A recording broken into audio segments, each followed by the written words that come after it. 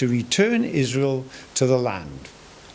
A promise that was fulfilled under the Medo-Persians, and they came back to the land of Israel. They rebuilt the city, they rebuilt the temple, and for a period of time they flourished, just as God said. So don't take that passage out of its context.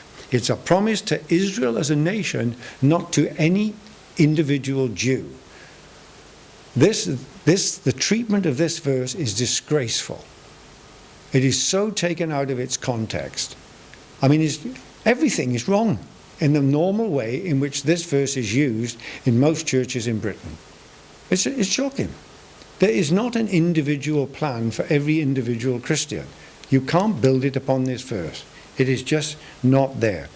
It's a general plan for the nation of Israel, not a specific plan for each individual Jew as to where they should live, what job they were to have, who were they to marry. Note this in 1 Corinthians 7:39, because this is one of the biggest stumbling blocks of all. What does it say? A woman is bound to her husband as long as he lives. But if her husband dies, she is free to marry anyone she wishes. But he must belong to the Lord. That's the only condition given you. Who you marry, it's up to you. But he must belong to the Lord. Right? It's as simple as that. You have to exercise the God-given wisdom. You may pray about it, or this, that, and the other, but in the end, the choice is yours. Who you marry is up to you. But the only condition put upon it is that she belongs to the Lord. And yet many people think that there is one specific person that God has for them, and it's up to them to try and find that one specific person. So let's go to the internet.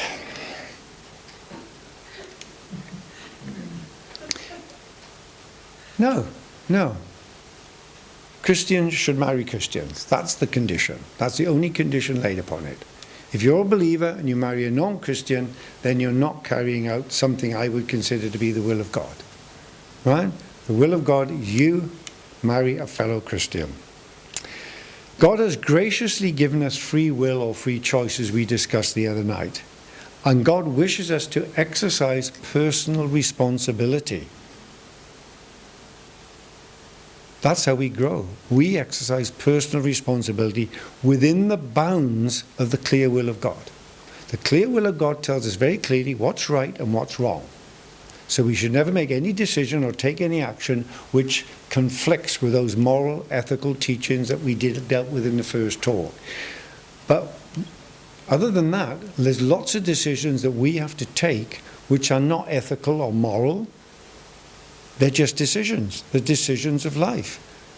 Whether you buy a house in this street or that street is not a moral issue. It's an issue for you to make a decision over. If you're like me, one of the conditions would be how much traffic is down that road. How much traffic. Because I'm very noise sensitive. And if that house on a quiet road is a bit more expensive, I will buy it. Because I'm very noise sensitive. I'm not being selfish, honest. I am very noise sensitive, right? Where I go to university, what subject should I study? What job should I take? That's up to you. What's up to you? Now, you can make bad decisions. I won the physics prize at school. I was the best student in physics. And I went off to university to read maths. And my physics teacher was really upset with me. Why did I go and do maths? I should have done physics. No. My physics practical experiments never worked. I knew my practical work was poor. Theoretical physics, perhaps I should have done theoretical physics at university, because my pure maths, I struggled with that. But I didn't. The decision I took was to go and do maths at university, because I know my experimental work was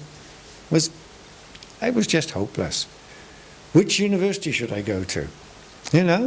So I have to choose 4. So I chose 4 in the south of England. That's what I wanted to do. What job should I take? I was offered 2 jobs when I left university. One was second in the department of 9, and the other was 9th in the department of 9. So I chose the one with second in the department of 9, being rather ambitious. That's what I did. I have these decisions to make. No, you might in Britain today, and I discussed this, and I've had quite a dispute with a number of teachers and people about it. Are you sensible in advising students to go and take this degree in university? You know, if you go and take a history degree, what jobs are for you at the end of a history degree? Well, you can teach history. You probably get a job as a librarian. What else can you do with a history degree? What else? You could go work in a museum, yep, but there's not many jobs in all those places. So you usually have to do retraining. Now, if you say to an 18-year-old, if you go to university to do history, remember, at the end of your degree, you're going to have to do more training, right? Certain jobs, like my goddaughter, she goes off and does fine art. 4 years doing a fine arts degree. She left university 6 years ago. Nobody on her course has got a job at all in anywhere whatsoever in the art world. Because there's no jobs out there. There's no jobs out there. So, you know, I get very concerned about young people giving bad advice, because when they're 18, well, they usually have to make the decision and sign up when they're about 17 and a half, you know, and that's fine. If you want to go off and do art for 4 years, that's fine, but realize at the end you're going to have to find a job probably outside the art world. And so which university you go, who do I marry? Where do I live? What house do I buy? Well, who do you marry? You have to marry a Christian if you're a believer. That's true. Where to live? Well, do you live in this town or that town? Well, that's up to you. Do I get a job and move to that town, or do I commute? Well, that's up to you.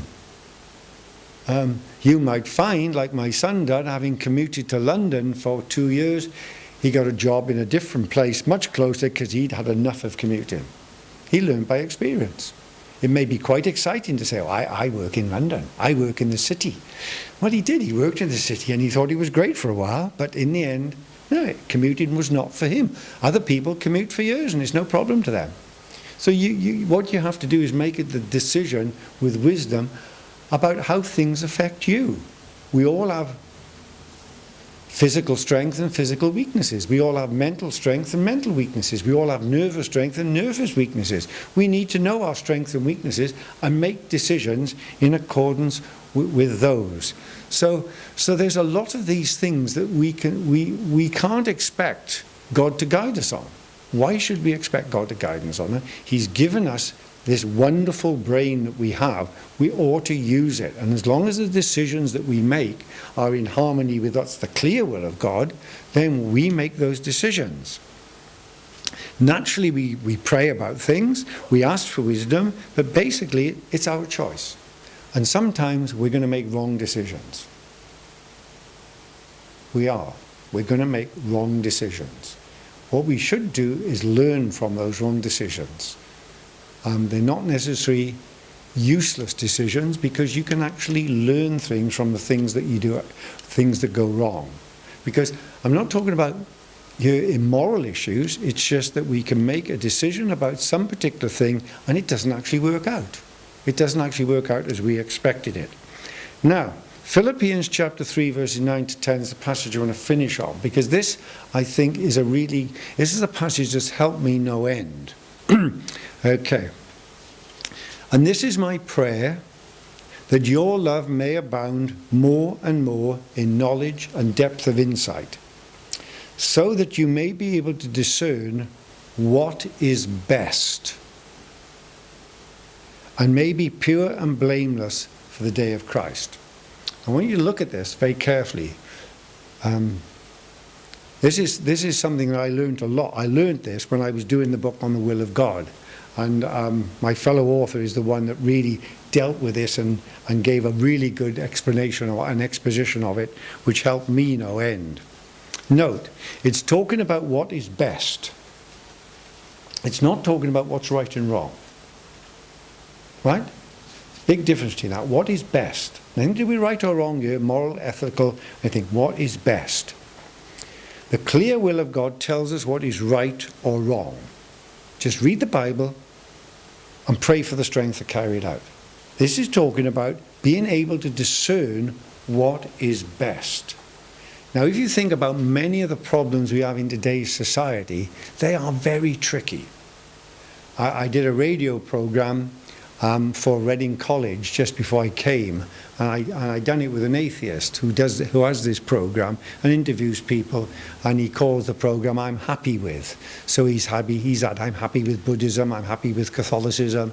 I'm happy with atheism. I'm happy with secularism. And I did one. I'm happy with Jesus and the Bible. And he asked me a very good question. Actually, he said, "So you think the Bible will give you the answer to every problem?" And I said, "No, I don't think it does, unfortunately. The Bible gives you an answer to lots of problems, very similar. Paul's day was very similar to our day, with the high rate in education, loved athletics they did, they loved drinking, they were promiscuous, very similar to our society. But there's some things in our society which are totally different." Now, the big debate that's going on in Britain at the moment is what's called assisted suicide. In Switzerland, it's perfectly legal. In Britain, it's illegal. You can't help somebody to commit suicide. And this is a great big area of debate, which rightly so, because we have bishops in the House of Lords, and they are discussing it as well. And it's a very, very difficult issue. And the British government's view is they keep it, at the present moment, illegal, but each case is judged on its merits. So whether the Director of Public Prosecutions prosecutes somebody depends on the circumstances. So if some 84-year-old man suffocates his 82-year-old wife who's got dementia and lots of other problems, they probably wouldn't prosecute that man. But we had a case where a man in his second marriage, he was, I don't know what age he was, 80, and his wife was 57, and his stepson was 30, and they killed him and inherited quite a lot of money. They've gone to jail. And what they're trying to do, what the British government is trying to do with this very tricky situation, decide what's best. And they've decided in their present wisdom that what's best is to judge each situation on its own merits. Let's consider each case. We're not going to go down the road of Switzerland to say, well, anyone can assist anyone to commit suicide. We're not going to go down that road. But we're not going to go down the road of prosecuting everybody who does it. So what do you do here? How do we discern what is best? We have lots of situations that we have faced in life, not as critical and as great and as big as the one I've just described, but you will face many situations in your life where it's not a question of right or wrong, it's not a moral or ethical situation, and it's not a situation covered in the Bible. So how do you discern what is best? The first thing you have to recognize that most of these decisions you're going to make are going to be dealing with other people. So the first thing you have to do, says Paul, is that your love may abound more and more. Right? So really consider the other people involved. Because invariably, in the majority of cases, there's other people involved. So that your love may abound more and more. In knowledge and depth of insight. All right, what I have to do then is to know a lot about this subject. If it's a particular situation, I've got to think about the people it's involved with. I've got to learn a lot about it. I need depth of insight about it. So this is not dealing with easy situations. You can't rush in and decide, this is why I'll pray about it and God will give me the answer. No. You're dealing with a very awkward situation. What do I actually do? You're going to deal with it in a loving way. You're going to find out about the situation. You're going to try and get insight about it by maybe talking and discussing it with other people. That's always a very valuable resource.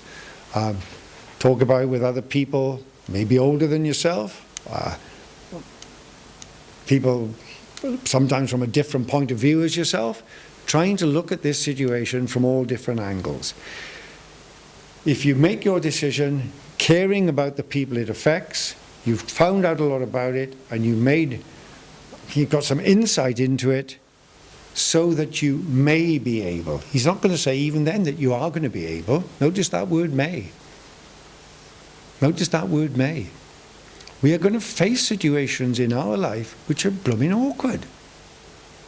Right? They're blooming awkward. And so if you do it in a loving way and you try and get lots of knowledge and you have depth of insight, then you may be able to discern what's best. And there's been a number of situations in my life that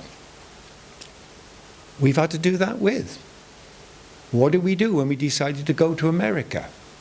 How did it affect our families? And what was going to happen when we went there? We tried to find out a lot about it. We went over, I'd already been to America a couple of times. We all went over as a family. We then discussed it, we prayed about it, talked about it with various people. And in the end, we made a decision to go. And then there was a decision made to come back after 9 years. You know, that was a much easier decision to make, I'll be honest with you. So decisions should be made with knowledge and depth of insight about the situation and with love, care for others affected by that situation. Okay? These are not dealing with ethical issues, they're not dealing with moral issues. It doesn't conflict with anything we read in the first part about what's right or what's wrong or what's the clear will of God. This is trying to discern, you've got a situation, what's best. And it isn't always easy. Sorry, it isn't always easy. But by going through that process, you learn. You gain wisdom and you see the consequences of what your final decision is. Hopefully, most of the time, that final decision will be the best. Sometimes it will not be the best. But that doesn't mean to say it's immoral. Right? If we had decided not to go to America, that wouldn't have been a sin. It wasn't a moral decision. It was a decision over what to do, what was the best thing to do for our family and for our situation and for the whole situation. That's what we decided to do. So if you want some more resources on this confusing will of God, the Clear Will of God booklet is available as an e-book. There's that book there, which is The Will of God Past and Present. I actually did a series of 7 studies on it, if you really want to be bored one night. Not really, no. There's 7 studies on 40 CDs. It introduces the will of God. Then we go through the will of God in the Old Testament. Then we go through the will of God in the Gospels, the will of God in the Acts period for Jewish Christians, the will of God in the Acts period for Jewish and Gentile Christians, the will of God in the post-Acts period for Christians. And then what we've learned in those first 6 studies, we then apply to the 21st century. It's quite a detailed study because we then have to learn or to apply what we've learned. And there's also, I did 4 studies on 2 DVDs, the will of God in the Old Testament, the will of God in the Gospel and Acts period, the will of God in the post-Acts period, and the will of God today. It's been a big subject, and I hope you've enjoyed these 2 studies, but I don't think I have all the answers.